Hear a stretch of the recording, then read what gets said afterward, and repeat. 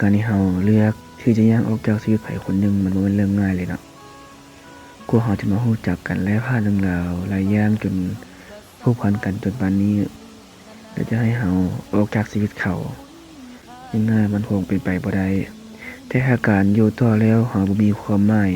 และการกระทำของเขาพยายามผลักเราออกจากชีวิตเขาเขาเฮ็ดคือแบบรักเราแต่ว่า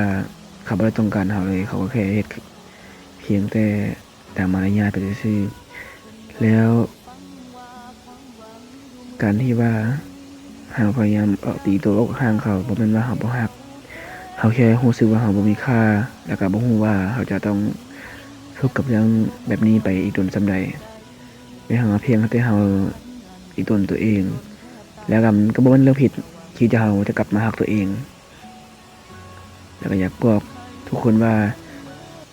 อย่าไปย้านเนาะการเสียเวลาหรือการสูญเสียสิ่งดีๆที่ผ่านมาเหตุการณ์มันจะคัดคนที่บ่แม่นออกจากชีวิตเราไป